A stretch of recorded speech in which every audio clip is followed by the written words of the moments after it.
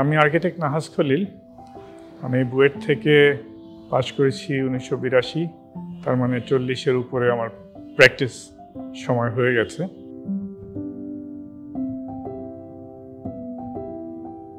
অনেকটা কাজ আমাদের শহরের অ্যাপার্টমেন্ট শুরু হয়েছে 80s-এ, এবং ওখান থেকে অনেকটা সময় আমি অ্যাপার্টমেন্ট ডিজাইনে করেছি।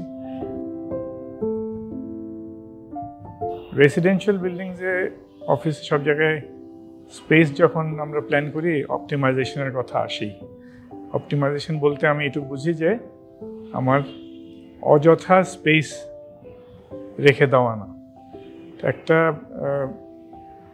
ভালো কথা একজন বলেছিলেন যে বাড়ির ব্যাপারে, যে have nothing in your homes which you do not believe to be useful or know to be beautiful.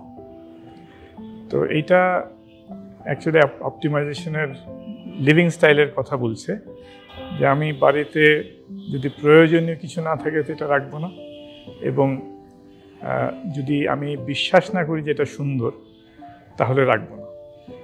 তো স্পেসের বেলাও কিন্তু এটাকে ট্রান্সলেট করা যায় ইজিলি, যে আমি স্পেস যখন ডিজাইন করব তখন অযথা স্পেস রাখবো না যদি বিউটি না থাকে ওর মধ্যে, অথবা ইউজ না থাকে। তো ওরকম দিক থেকে দেখলে অপটিমাইজেশন কিন্তু আমাদের এই আর্কিটেকচারের ট্রেডের একটা ইনহেরেন্ট প্রপার্টি, যে আমি যেটাই করি অপটিমাইজড হবে in terms of indoor comfort, beauty and utility. আরেকটা পর্যায়ে এসেছি আমরা পৃথিবী, যেখানে আমরা কার্বন ফুটপ্রিন্ট নিয়ে ভাবি, ওয়েস্টেজ কমানোর কথা ভাবি, মেটেরিয়াল কম ইউজ করার কথা ভাবি। আবার ঢাকা শহরে থাকলে বিশাল একটা রিয়েল এস্টেটের কস্ট, এখানে আমি কম জায়গায় আমার যদি লাইভলিহুড করতে পারি তাহলে এটা সবসময় অ্যাডভান্টেজেস। কাদের জন্য বেশি প্রযোজ্য? এটা বেশি প্রযোজ্য হলো middle income and lower middle income গ্রুপের জন্য। ওদের স্পেস সেভিংটা অনেক বেশি দরকার। যারা একটু রিচ তারা হয়তো একটু এক্সট্রা স্পেস নিয়ে থাকতে পারে, ওদের জন্য এটা, ওদের ডেফিনেশনে ওয়েস্টেজ হবে কিনা বলা মুশকিল, কিন্তু ডেফিনেটলি বলতে পারি স্পেস ওয়েস্টেজ কথাটা কখনোই ঠিক না, কারোর জন্যই ঠিক না। তো আমরা ওই পার্সপেক্টিভটা রাখি যে আমরা যখন ফার্নিচারের কথা বলবো, ঢাকায় বসে ফার্নিচারের কথা বলবো, তাহলে অবশ্যই আমরা ভেবে নিব যে এটা একটা এয়ার কন্ডিশনের স্পেসের জন্য না, এটা একটা লোয়ার মিডলের জন্য বেশি প্রয়োজন। তো এটা মাথায় রেখে যদি রাখি যে কনভিনিয়েন্সের ব্যাপার আছে, এই সাবজেক্টিভিটিটা কোথায় আসে, যে কতটুক আমি স্পেস সেভিং করতে গেলে কতটুকু ইনকনভিনিয়েন্স করব নিজেকে। তো ইনকনভিনিয়েন্স করার যেহেতু একটা পার্ট থাকে যখনই আমি স্পেস সেভিং জিনিস করি, একটাকে ফার্নিচারটাকে কনভার্ট করতে হয়, তার মানে আমি একটা ব্যবহারকে ছেড়ে অন্য ব্যবহারটা যাচ্ছি, দুটো একসাথে করা যাচ্ছে না। তো ওই ইনকনভিনিয়েন্সটা নেওয়া শুরু করি যখন আমার দিস মেক্স সেন্স, ওই যে টাইমের দিক থেকে এবং ইন্টেন্সিটি অফ ইউজ থেকে মেক্স সেন্স।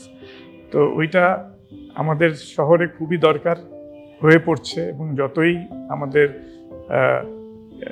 ইনকাম লেভেল বাড়বে এবং মোর মিডল অ্যান্ড লোয়ার ইনকামটা আরও বাড়বে, এবং ওরা কনজিউমার্স হবে অফ বিল্ডিংস, আমাদের স্পেসেসের, furniture will become very important.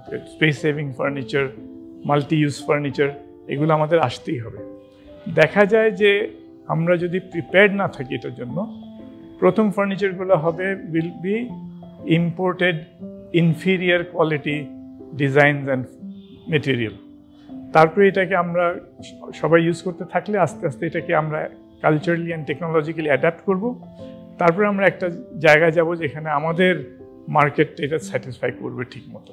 এই প্রসেসটা কিন্তু অনেকটা ওয়েস্টফুল, একটা টাইমের ওয়েস্ট আছে, একটা রিসোর্সের ওয়েস্ট আছে। তো এইখানে আমাদের খুবই ইম্পর্টেন্ট যে এই নিডটা অলরেডি দেয়ার, সামনে আসবে, আরও বেশি বড় প্রকটভাবে আসবে। এখানে আমাদের দেশি হোম গ্রোন ডিজাইনার্স তৈরি হয়ে যাওয়া উচিত, যারা আমাদের সলিউশনটা নিয়ে অ্যাডাপ্ট করা শুরু করবে ইন দ্য ইনিশিয়াল ডিজাইনস। আরেকটা জায়গা থেকে আনবো, তারপর এটা দেখবো যে এটা এই কাজ হচ্ছে না, তারপর আমি এটা অ্যাডাপ্ট করবো। এই ওয়েস্টফুল প্রসেসটা বাইপাস করে শুরুর থেকেই ঠিক জিনিসটা ডিজাইন করা চেষ্টা করা, তাহলে আমাদের ওই ওয়েস্টফুল প্রসেসটা কমবে। আমরা খুব খুশি যে ঈশ্বর মতো একটা অর্গানাইজেশন করবে যখন ডিজাইনার আছে, সেখানে দুইটা অ্যাডভান্টেজে আমরা পড়ে যাচ্ছি। একটা অ্যাডভান্টেজ হলো যে আমাদের নিডটা সরাসরি আমাদের মানে পরিবেশ থেকেই বুঝতে পারছে, আমাদের ইউজার থেকে বুঝতে পারছে। আরেকটা হলো সবসময় কিন্তু ডিজাইনটা প্রোডাক্টের সাথে যায় না, একসাথে আসে না। তো আমরা লাকি যে এই শোতে ডিজাইনার আছে যে এস্থেটিকটাও থাকবে, ফাংশনালিটিও থাকবে এবং কালচারালি অ্যাডাপ্টেড একটা জিনিস হবে। এই জন্য আমি মনে করি আই এম লুকিং ফরওয়ার্ড যে এই শো কী নিয়ে আসে। আরও এখন অলরেডি শুরু করেছে, কিন্তু আমি আশা করে তাকিয়ে আছি যে এই শোর মতো ডিজাইনাররা আমাদের অ্যাকচুয়ালি ওই নিডটা যেটা অলরেডি দেয় কিন্তু খুব প্রকটভাবে আমরা দেখতে পারবো খুব শিগগিরই, যদি আমাদের ডেভেলপমেন্ট চলতে থাকে, যে এই রোলটা ফুলফিল করবে।